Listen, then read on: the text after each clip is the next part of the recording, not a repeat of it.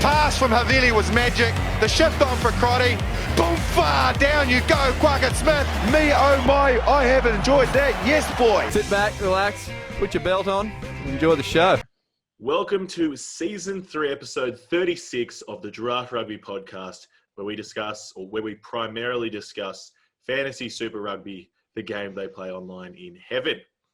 Check us out at draftrugby.com and get after us on our handle at draftrugby. Give us a follow, a like. Check out our YouTube channel. We're slowly building that up with some videos. Harry's putting a lot of time in.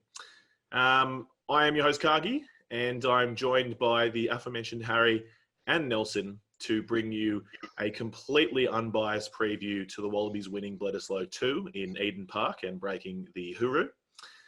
Gents, how are we this evening? And who forgot we were podcasting tonight? I'm very good, and I did not forget. Well, look, our mother asked us to you didn't ask me a life story. It always uses the mum. So I said yes, but Harry wouldn't do it. So. All right, very good. No, but anyway, how are we? Are we excited? Are we still on our high we were 2 days ago? This is the second podcast in a week. I am. There's just one thing that's dampened that, and that is Hannigan. So I'm going to give him the benefit of the doubt, but he has definitely put a bit of a dampener on my message. It's Ned Han all over again, or is that? That's Paul. Yeah, that one's a bit of a stretch, actually. I think. Now, look, I'm a bit daunted by the Eden Park prospect. It was in the back of my head when we drew the game last week, but it's definitely moved right to the forefront. And it's been a long time since we've done well there, so I'm very nervous now. Yes, I think there's been a lot of great bants back and forth in the Twitter sphere and in the press, and so there's been a lot of commentators, I guess, from outside of Australia and New Zealand saying perhaps us Aussies should pipe down because what tends to happen, I think we always talked about it with the Crusaders in Super Season, is that after a loss, the All Blacks and the Crusaders tend to come back and hammer the next team. So we will see. Yeah. But look, I think we're allowed to ride high until we're proven otherwise. So we'll take it. All right, getting into it. Harry, you mentioned that record. The record at Eden Park, for those who everyone knows roughly about it, but essentially they are unbeaten in any test at Eden Park in 43 matches over 16 years. And in fact, you have to go back even further if you want to get the last time the Wallabies beat the All Blacks in Eden Park. You have to go all the way back to 1986, which I believe was before any of us were born. Yep. So, I probably shouldn't have said that, because then we could have said, Nelson would say, back when I saw the Wallabies beat the All Blacks at Eden Park, and you'd be like, well, you weren't alive, mate. But anyway, no, that's a pretty big record as far as they go. What is it about Eden Park? How do they grow another leg there? I don't know. I don't know. It's such a weird thing. Obviously, the fan base, different things like that help it. When I think as that, aura builds up, a lot of things start to add on to that, the mentality of the Wallabies players, the mentality of the All Blacks, refs, different things around that. I think that all builds into it. I think you start to have it in the back of your head when if you've lost a lot of times to the All Blacks and you're going to Eden Park, and last time you went there, you lost 36-0. I think that stuff does play a little bit in your head, no matter how much of a professional you are. I think the interesting thing for us at the moment is not a lot of players have even played there in our team. So I think, that hoodoo, that aura is definitely going to be there, but I think it will potentially be lessened on the Wallabies side a little bit in some of the younger players, but I don't think it'll change for the All Blacks. I think they'll be, just excited to go at Eden Park. I reckon at kickoff it probably affects the All Blacks, the location, more than it affects the Wallabies. I think it's probably played up to them these days. I would assume that this is our home of rugby, and no one comes here and beats us. And so I think they always come out very fired up, very physical, and very dominant. And for the Wallabies' perspective, once you get down 15 points, 20 points against the All Black, there's no coming back. So I think the here we go again attitude is the psychology that might come in that situation. So I think the biggest thing for the Wallabies this week is going to be to really play well for 80 minutes. I was going to say start well, but start well and keep playing well. Otherwise, the All Blacks are going to keep coming at them. That's it. I think an interesting point I heard on our friend podcast, the Rugby Ruckus, and we've of course had Morgan Turanui join us on the Draft Rugby podcast before, which was great. It was Ben Kimber talking about how I guess towards the end of the game, it's the first time really you've ever thought that whilst the Wallabies are throwing everything at it and just want to win, did it start becoming more like the All Blacks don't want to lose? Is it looking at it from two different perspectives? And so whilst every time the All Blacks play at Eden Park, they've just drawn on that strength, do you think there'll be any little bit of you'd hate to be the first team to lose at Eden Park, in 30 odd years or whatever? Yeah, it's interesting. I do think the pressure is almost more on the All Blacks, with this hoodoo this week, when normally I don't feel it's the same. They're coming off last week. There's going to be some changes. There's going to be some forced injury changes, which may work in their favour. But you don't want to be that squad to stuff up. And, I think that's more likely to weigh on your mind early on in a match and maybe cause a little bit more stress than being the team that, we could just be another team that loses there. That doesn't sound as bad to be another team that loses there. You're just a part of a long history. But to be the team that gets broken in that history when you've had a struggle of a week, before, and then you're probably going to be forced to make some big changes, I think that might weigh on the All Blacks a little bit. They're a class team, don't get me wrong, and I don't think it's going to affect them as much as, the regular Joe, but I think it's got to be there in the back of their heads. I agree. Now, look, last point before I'll get Harry to take us through the weather and the casualty ward was I think what we need to do is just start more like younger and younger players. And my logic behind that is Harry Wilson and Liam Wright, they grew up playing in the under-18s, under-20s, and they were beating New Zealand all the time. They haven't lost to them, I think, almost. I think in a Fraser McWright, I think. No, Harry Wilson as well. Last Liam Wright. I don't think he had. Liam Wright might be a year too ahead of that, but it's a bit too early. Could you imagine the likes of Fraser McWright and Harry Wilson is come out. He's like, yeah, I thrashed the Kiwis in the 3 times I played in the under-20s, World Cup and everything. So we need more of that winning energy. I think Harry Wilson. That whole team out, you reckon? They're pretty much just put it down to 20 state. Why not? But no, I think who was it? Someone loved. They were interviewing Harry Wilson, and they were talking about whether they'd love to play a Trans-Tasman competition. They're missing playing the Kiwis, and it was like, oh look, well they're supposed to be pretty good, aren't they? I mean, I don't know much about them. Perhaps they're pretty good. It's but anyway, we need some more of that. But look, let's get into it, Harry. Why don't you take us through the weather and the injuries? Yeah, so I think the weather played a huge part last week, and I think the wet weather definitely helped the Wallabies by slowing down some of New Zealand's quality running game. I think it'll be a little bit better this time round. Having a look at the forecast for Auckland, they say tops are 18 degrees. It's obviously going to be played at 4 p.m. over there, so it should still be pretty warm. But they're saying kind of a high chance of a little bit of rain, but not much more than that. So 1 to 10 mils as well. So it might be a bit dewy and a bit wet, but I don't think that'll be enough to slow down the All Blacks running game at all. I think we saw time and time again through Super Rugby Aotearoa that it really makes absolutely no difference to them. It has to be absolutely belting down to do anything. I think we need. I think we need the spray glue or whatever we had last week. The ball just seemed to stick. Oh, yeah. We were catching everything. So whatever products they were using, get them out again. Should be a much more attacking mindseted New Zealand team, I think. Moving through to the casualty ward. So for Australia, it's more the positives than the negatives. So you got both Geordie Bataille and Dane Hallett-Petty. Geordie Bataille obviously coming back from that hip flexor tear, and DHP from a groin tear as well. I think both of those were training fully at the start of the week. I think probably sound like Bataille was pretty much cleared, whereas Hallett-Petty, we didn't get quite the same confidence. We'll get to the leaked Wallabies team, which we assume is right, but can't guarantee in a minute. But spoiler, they had Bataille on the bench, and Dane Hallett-Petty was nowhere to be seen. So I guess that kind of fits with that thinking as well, that DHP was not quite as good as Bataille was. On the Flip side of that on New Zealand side of things, the big news today was that obviously George Bridge has ruptured his pec muscle and he'll be out for 6 months. So big injury for him. That's a big reconstructive surgery. So really disappointing for obviously a really great All Blacks winger at the moment.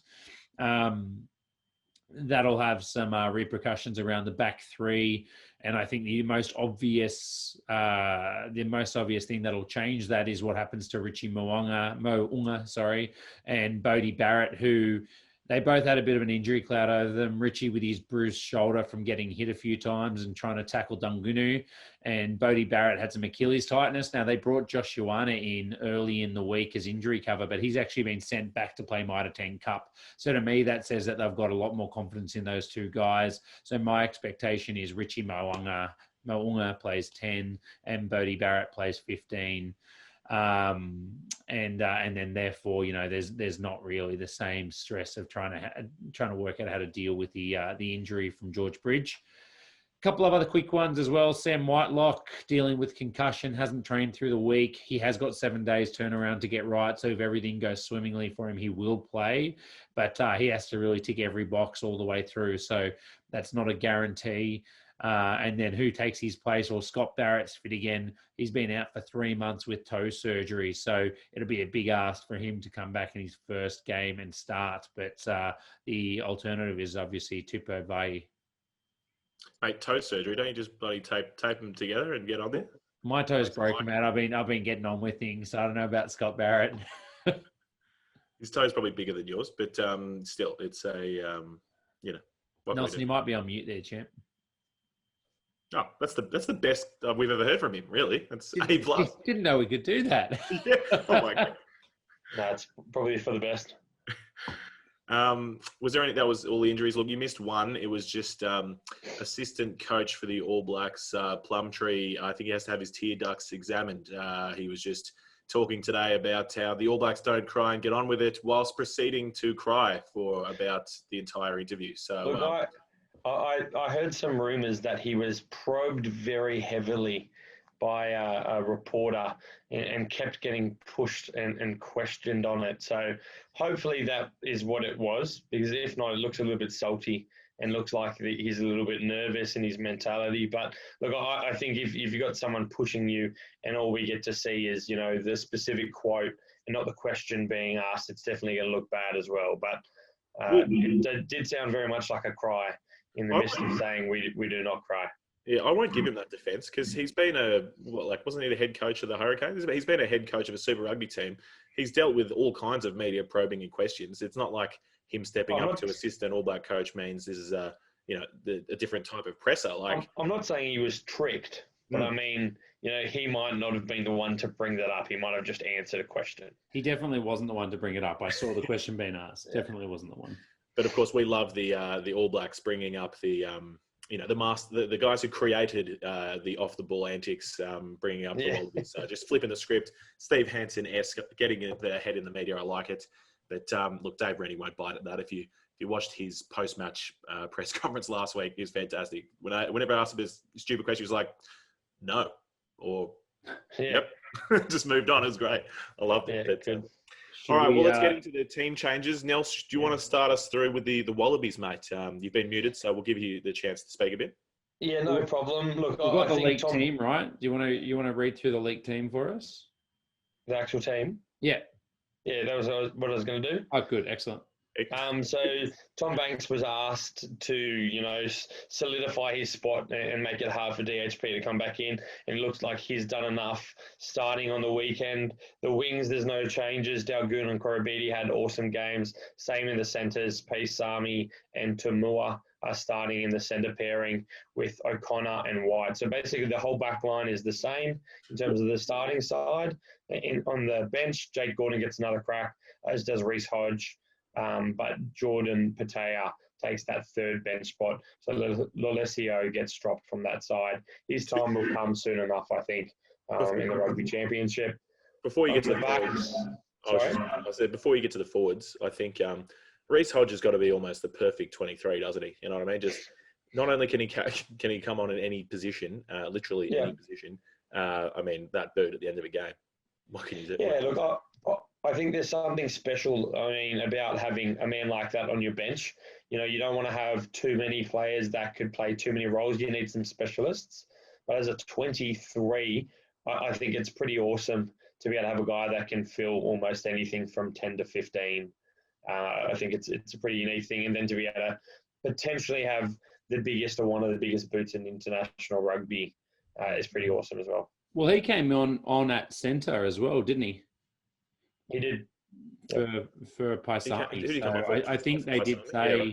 he did say earlier in the year when he was chatting to Dave Rennie that he saw him as a centre and wanted him to play that position. So maybe that's where we're going to see more of him. Right, okay. And Yeah. do we think? What do we think about Paisami? I mean, Paisami had a fantastic game, but what do we think about Bataya not being rushed back in? Like, I don't think it's a case of is he good enough? Is it just a case of let's give him smaller minutes under the Look, belt? I'm happy with rewarding the form of Paisami. He played quite well on the weekend. He's going to get less minutes, would be my assumption potentially this week, with Bataya and Hodge potentially, filling that centre void. So I do think he'll get a bit of less time. But look, it's good to see him get another crack.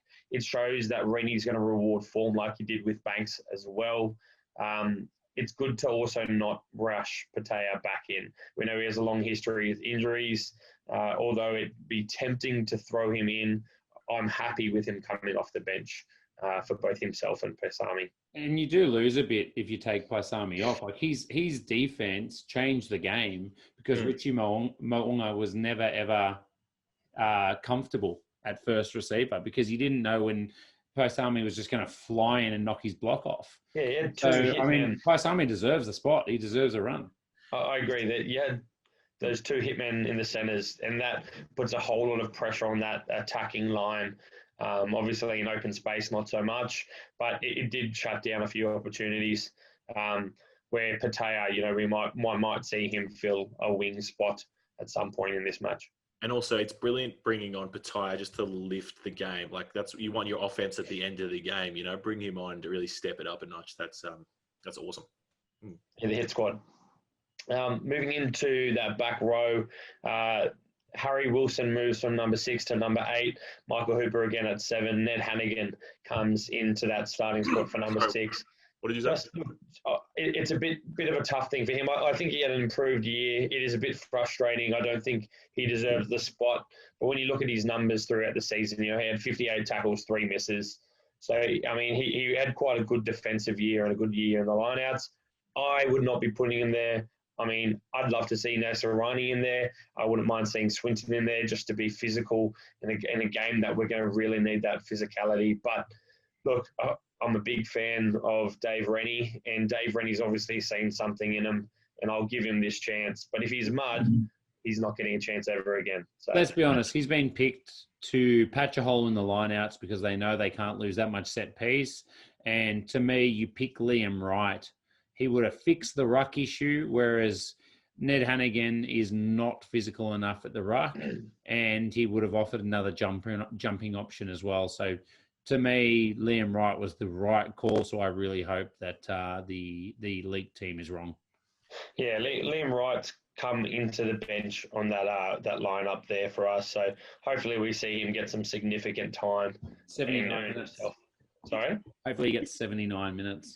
Yeah, I'd be okay with that. Harry and I are having a good chat about that before the pod, and yeah, I think Liam Wright is spot on. And I was just saying to Harry, I was reminding him how tall Liam Wright actually is. So it's interesting for Wallabies fans out there to know Liam Wright's 1.92 meters tall, and Ned Hannigan is 1.94, so 2 centimeters in terms of line out. I don't know about reach. Look, I think Liam Wright's got pretty long arms anyway, but he's actually, despite the Reds line out not being particularly effective throughout Super Rugby AU, I thought Liam Wright looked very good in the line out. So look, I'd throw him in. Another positive on that. I know last week about that match we talked about, the hooker and second row pairing, that was very raw and that was, a bit of an issue.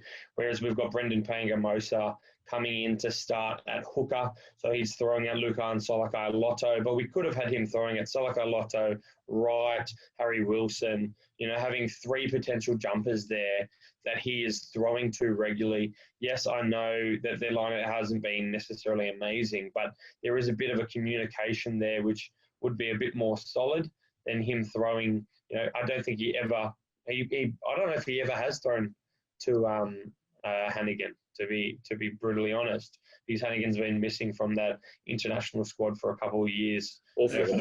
Craziness to me, absolute craziness. His line-out throwing was awful.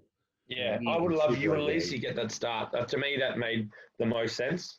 But yeah, hopefully, we might see that Ulysses comes in when the real team sheet comes out, and we might even see that Liam Wright comes into the start. If those two happen, I'm going to be a lot happier. That's it. Yeah, I think it is interesting for Laufinger just getting the chop straight away. I mean, I think, look, he certainly wasn't good last week, but I still think he's our best hooker. Despite Jordan Ulysses playing very well, I think we all agreed that we would start Jordan Ulysses this week, probably. But I'm surprised by Laufinger just being straight dropped if he is. So we'll see. I'm not. Honestly, I'm not. And I probably, I probably do the same thing. Mate, go work on your basics. You're a hooker. You've been an international hooker for a while now. If you can't throw it straight to your number 2 jumper, you can go away and come back when you can throw it straight to your number 2 jumper. Yeah, if there's another option that can throw straight, but there isn't.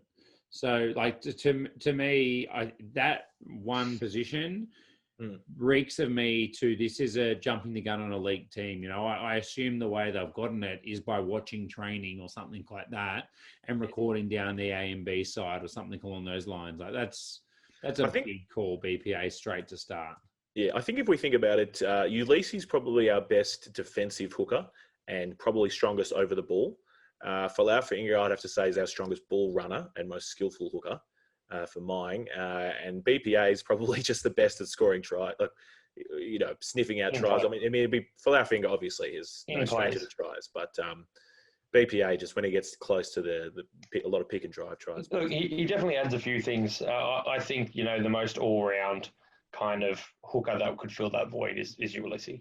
He's very physical in defence. I think he's probably got a better throw than the other two. I think Brendan Paenga potentially has the worst throw of all 3 of them.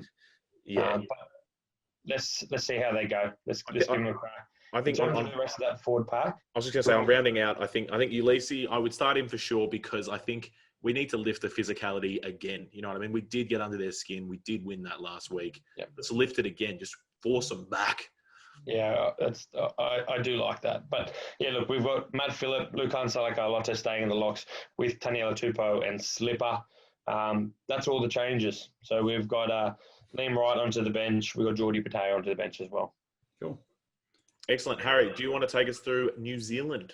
Yeah, absolutely. I already mentioned the Richie Mo'unga and Bodie Barrett expectation. So 10 and 15 for me. I think they'll revert to type there. Caleb Clark should be the lucky man to get a start on the wing. I don't think they would have picked him above Sevu Reece if they didn't trust him to play a lot of minutes if he was needed. So to me, he's the most logical option. The other outside back options that could be filling in for George Bridge would be Will Jordan, who was originally going to be released to play Mitre 10 Cup. So to me, that says he's at the bottom of the pecking order, but he has been called to stay in camp. So I think it's unlikely that it's him. And the other one is probably, like I said, Sevu Reece or maybe even DMAC, but I think that's a bit of a stretch then. So, yeah, I think Caleb Clark, Sevu Reece are your 2 chances, and that'll push DMAC back to the bench as the utility. Nani Laumape is another one that everyone's talking about. He's fit again, can play number 12. Their centers probably... they weren't bad, but they probably didn't have the impact that they needed, and the New Zealand team lacked a bit of punch. I don't feel that you can play Nani Laumape and Rico Ioane in the same team, and I don't think they'll drop Rico just based off of that misread in defence and off that drop try. So I think Rico will start again, which means you'll probably get no changes in the centres.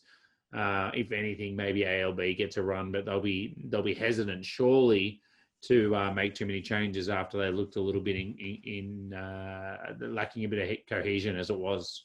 What do you guys think? I don't think that they're going to rush those changes in positions like that in the centres.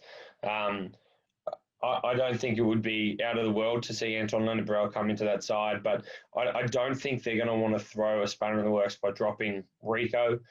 And really, I think potentially that he could be a fragile person in terms of mentality in that situation that he's been wanting for so long to play in the centres. To finally get that chance and you drop him and give him a vote of no confidence after 1 week when he looks so dangerous with the ball in hand, I think that would be quite a negative thing to do for a coach. So I don't expect that to be too many changes there. I think I agree. I don't see them changing the centres. I don't see that happening. But I think, interestingly, DMAC, perhaps he gets dropped out of the 23 altogether. If they do have Richie at 10 and Bowden at 15, I think so. Then one of them is most likely, if they bring anyone off, Richie goes off, Bowden goes to 10 at the end of the game. And if they do that, that kind of opens up the ability to play around with the bench a little bit. So whilst I don't think they could possibly put Nani Lamape there, bring back on some firepower for the end of the game. But I don't see them really doing that because ALB is just too good on the bench because he can cover 12, 13 and he's just consistent. But I think it could afford them the opportunity for someone like Will Jordan. So the reason I say that is Damian McKenzie's never played wing for the All Blacks, I don't believe, only 10 and 15. Whereas Will Jordan is definitely a very good choice at winger and fullback. So they could put Bowden into 10, bring Will Jordan on at either wing or fullback, or Geordie could play wing or fullback. Just some interesting possibilities there, but we could see DMAC drop out altogether. Considering Geordie Barrett's on one wing and can slide into fullback, you don't think they'll pick Sevu Reece above him and then have the ability to take Caleb Clark off a bit early for someone with a bit of experience? That's a very good point. I think you're right. I think Sevu Reece, I mean, look, all the success, he was probably the best winger in the world last year. You'd have to think they could bring him on and Bodie into 10, slide Geordie back to 15. It's a pretty scary bloody team. Yeah. I think that's the way we're going to see it, to be fair. I think we're going to see Geordie on the bench with some specialist wingers, with Bodie at fullback. It would be great to see someone like Havili or Will Jordan get a crack on the bench, but I just don't think they'll have another person that can cover 15 as their main role. Havili's not even in camp, is he? He played for the Marco last week. With that extended camp, I'm pretty sure. Yeah. Sorry, I missed him. Right, okay. Yeah. Good. Geez, I hope they don't pick him, to be honest. All right, moving on. The last one we mentioned before, it's what happens if Sam Whitelock's out. My gut feeling is he'll be there, considering that he only developed concussion symptoms the next day. But that's definitely not a guarantee. Tupavai, I just don't feel like they could start him. I feel like you chuck Scott Barrett out there, you get 30 or 40 minutes out of him, or maybe 45 minutes out of him, and then you pull him. And if he gets injured, he gets injured early, and then Tupavai has to play the big minutes. Yeah, I agree. What could be the worst possible news? It won't happen, but worst possible news, the headlines say, and the All Blacks bring back Brodie Retallick into the All Blacks this week. Throw him straight into start. I wouldn't be happy. Yeah, no, I think you're right. I think I'd be surprised if they throw Scott Barrett straight into start. They seem to have a lot of confidence in Tupavai, and I really liked him when I first saw him, but he hasn't shown a whole lot yet. So we'll see how that plays out. In terms of areas that teams can improve on, we'll do Wallabies first. To me, it's the ruck, which has really been picked up by Dave Rennie in their post-game conference. The scrum and the line-out. What do you think will happen there, guys? Look, I agree. I think the ruck, as you said, the selection changes in the back row will speak volumes on exactly what the game plan is. We were talking earlier about how much did Pete Samu actually get up to on the weekend, and look, it's a case of if he didn't actually do all other than make his tackles, getting someone in that is bigger like Hannigan or Wright, who aren't necessarily as good offensively, to just make their tackles and be stronger in the line out, that makes sense to me. But particularly stronger in the ruck area, someone like, I'm not going to say Ned Hannigan's strong in the ruck, but Liam Wright, for example, fantastic in that's his bread and butter. But look, we'd all prefer Pete Samu there over Hannigan, but Hannigan can do and offer what Pete Summer did last weekend for me. You know, he made 10, 11 tackles. Hannigan can do that. You know, I don't think it's a huge ask. He didn't do that much with ball in hand. He adds some depth to that line out, another option. So, look, we're very harsh on him. But in terms of how Samu played last week, not how good we know he could be, I think Hannigan can do that role. Plus, you know, shore up that line out. And look, I thought I was going to go away and rewatch the game to really get into what happened in the scrums, but I haven't had a chance to do that. So I'm not sure, but that's certainly something they'll want to work on as well. So I don't know if it's just tightening up and just being a bit more conservative. But Tupou, obviously, that's something he'll really want to correct. So I'm not as worried about the scrums. I think they'll figure that out. But the line out, I am worried about them getting that right. And the rucks, for me, the rucks were just as simple. They were stupid ruck mistakes. They were just cleaning out past the ball, going off your feet. It's just, you know, those are very correctable mistakes. Well, yeah, I think the line out, it's disappointing to know that a large portion of that could be the fact those guys haven't played together. So to not see them really have that crack again together is not going to help, you know, develop that in the future. I think throwing a few new guys in there, I don't know if that's going to shore everything up, but I guess we'll see. For mine, I'll just do some really quick line-outs, you know what I mean? Just get the ball in as quick as possible. Let's set it up. If Finger's not on, we don't need to go for the driving maul tries. It's all good. You know, just get the ball out and let the boys play. So, yeah. Any other points on where we can improve, guys, or we'll move on to the All Blacks? To be honest, I think they keep it simple. They haven't been together that long. I think they make sure they do that. They get their defence right, and they just work on one or two things. And it's probably the line out in the ruck. That's it. Yeah. Yep. For mine, they just have to, like I said, increase the physicality. Just win that again, and they're going to put themselves in a good position to win. Yeah. Yeah. For the All Blacks, I think they know now what the Wallabies are going to throw at them, right? So I think the first thing for me was field position and possession. They were awful last week, despite dominating set piece, which just seems crazy to me, and penalties. So I feel like maybe the biggest reason for that was just how bad they were in that middle 50 meters. The Wallabies had a field day with their box kicks off Nick White, and they just made so much field position actually getting the ball back. And I think that was probably a big part of why the field position was as heavily weighted as it was. I don't see if D-Mac's there, him having another bad game. He's normally very good under the high ball, not in Windy Wellington as well. So obviously that makes life a lot easier as well. So I think that's one area that they'll obviously improve and give those All Blacks a bit more field position, and they're very, very dangerous.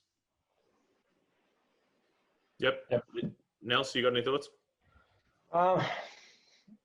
Look, I think Harry touched on most of it for me. I do think the Bowden slipping into 15 gives them a whole lot better, you know, option in terms of, you know, two very, very good world-class ball players. You know, and I think it gives them a few more options. D-Mac hasn't been himself. And in that, you know, he's not sucking in defenders the same. He's not creating that space. We all know if Bowden Barrett's on the field, he'll do one or two things a game that no one else in the world can do. And most of the time they'll score points off that. So I agree. Yeah.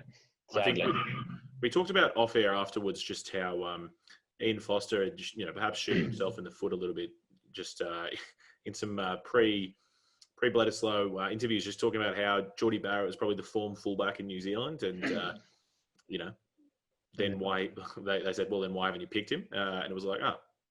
And he also said that he sees Bowden Barrett as a 10, and Bowden has made it very clear he wants to play 10. But look, no, I think you're right. It doesn't matter where Bowden is on the field; he makes a difference. He finds a way. But yeah, I think Harry, you've highlighted the biggest question is how are they going to be better at dealing with the rush defence? How do they, I guess, counter that? Really, it'll be interesting as well. You know, I think numerous occasions, we touched on it earlier this week, but numerous occasions they got quite lucky, you know, stealing the ball and getting penalties in those rucks. And I don't think, you know, a second week in a row that you're going to be as likely with the same referees to be able to get away with that again. I feel like, you know, more than likely, after what happened on the weekend, those refs would have sat together. They're all staying in New Zealand, all working as a team again, and watched that game and seen what they could have improved on. And I don't think it's going to come from, Plumtree going, this is what the refs missed. I think it's going to be them watching it from different angles and seeing, go, hang on, they got away with 3 or 4 penalties where they didn't have a clear release, where they were off their feet or different things like that.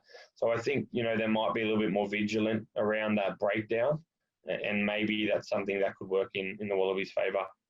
Yeah, and just touching on where the All Blacks can improve as well, I think that to get around that rush shooting defence when the Wallabies are sending them out, I feel like having Bodie there as a man that they can just pass the eject button to, and he can use his footwork and his speed to get away from the next line of defence is a massive plus for them. And on top of that, I just think we'll probably see them play a little bit more out the back, run those blockers through or run that little wrap ball that they love playing, and just try and give Caleb Clark, Sevu Reece, Geordie Barrett, whoever it is, a little bit of time and space.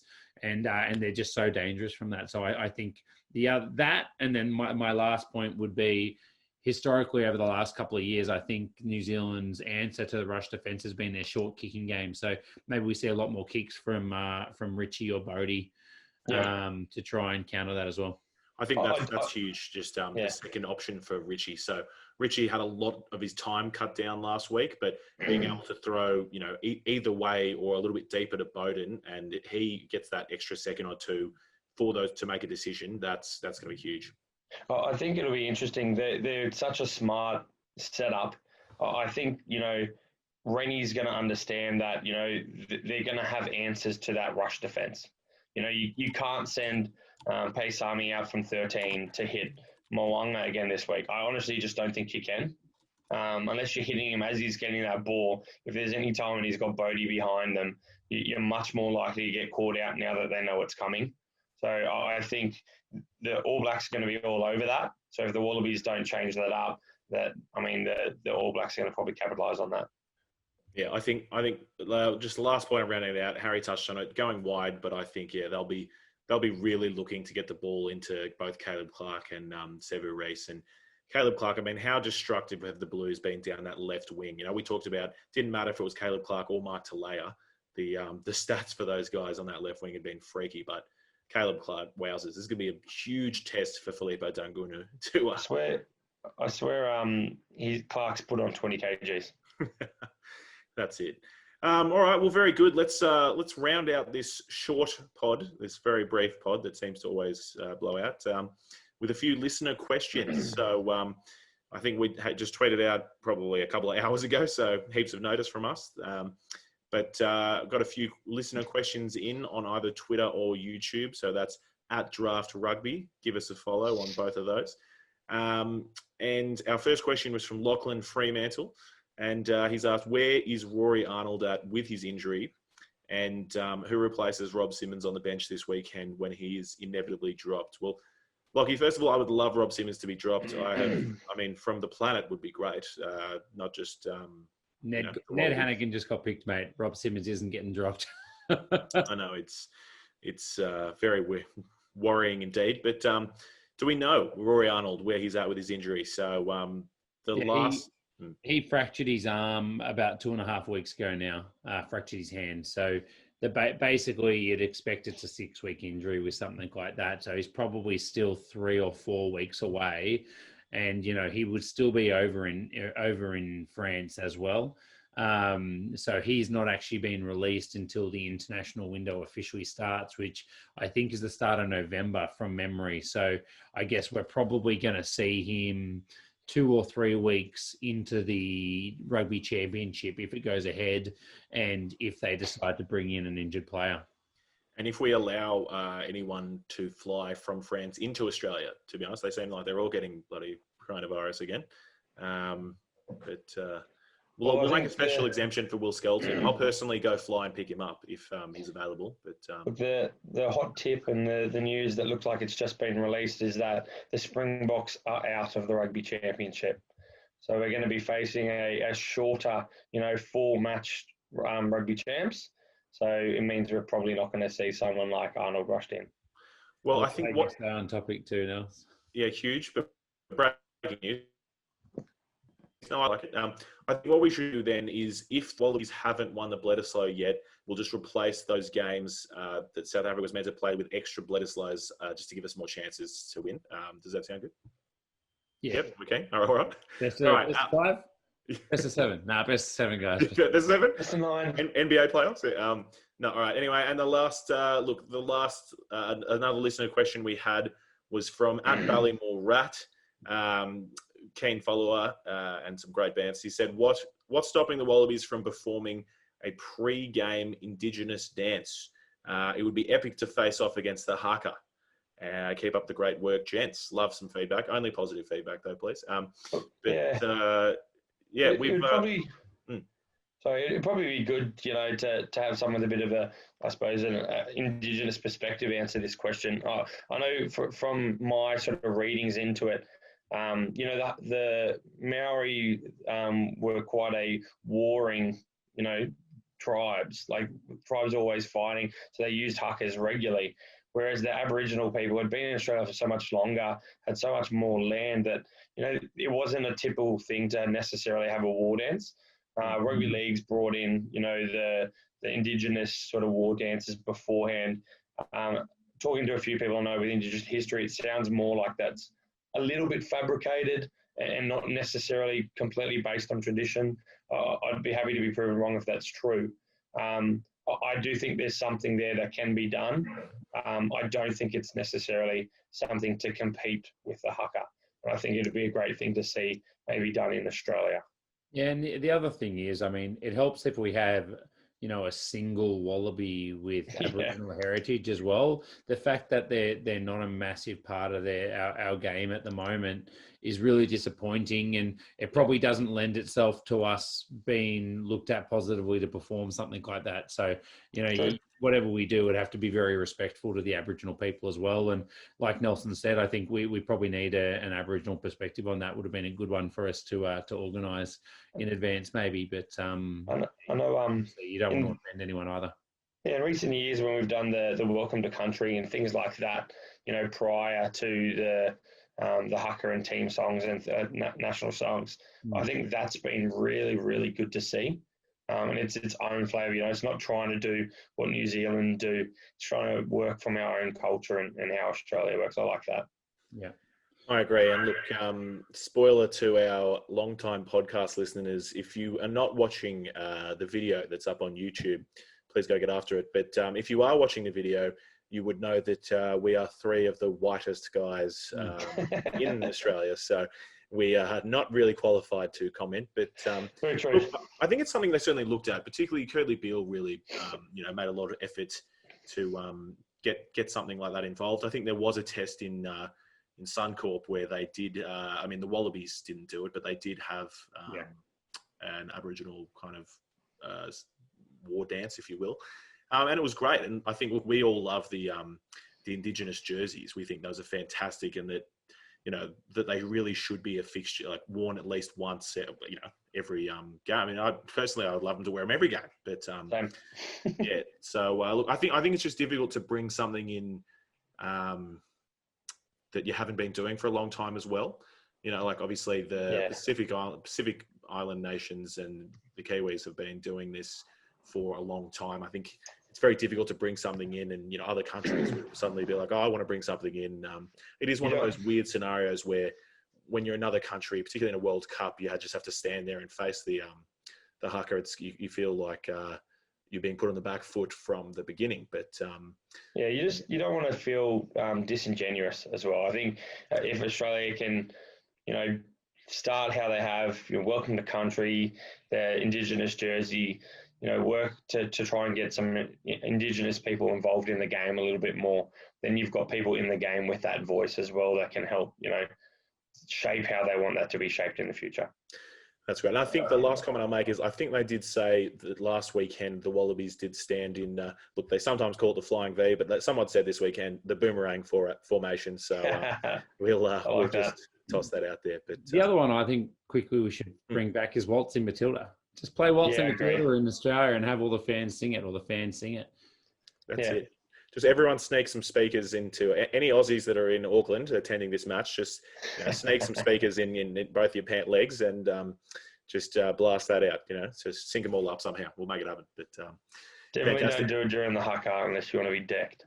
Probably not. Yeah, careful choosings. Look, that was a great one. That's our preview for Bledisloe 2. Huge Wallabies victory. Surely you're going to make a tip. Oh, well, sorry. No, that's a very good point. We can't leave it at that. All right, well, Nelson, since you brought it up, what do you tip the score to be, Nelson? I'm gonna say Harry should go first in this because he was about to answer and you threw me under the bus. Yeah, well, look, huh? You go with the cards you've been dealt, mate. I'm gonna say I think it's going to be a little bit more of a win to New Zealand if Hannigan's playing. It's going to be if Hannigan's playing, I'm going to say All Blacks by 8. If Hannigan's not starting, I'm going to say the Wallabies by 2. Break the hoodoo and let's get this done, boys. Wow, Harrison? Do you want my head answer or my heart answer? My head answer split the New diff. Zealand by 12. My heart answer is Wallabies by 8. Wow, 8. How big? And this is how you know that they're not both true Wallabies fans, mate. Wallabies by 5. There's no heart or head, mate. That's just what it's going to be. I have gone through phases through this week, but I think in recent memory, this is the best chance we've got at Eden Park. Yeah. And there's not been much time to change stuff, so I'm keen to see how they go. Let's go Wallabies. Go Wallabies. Let's do it. Thank you for joining us. We'll catch you next week.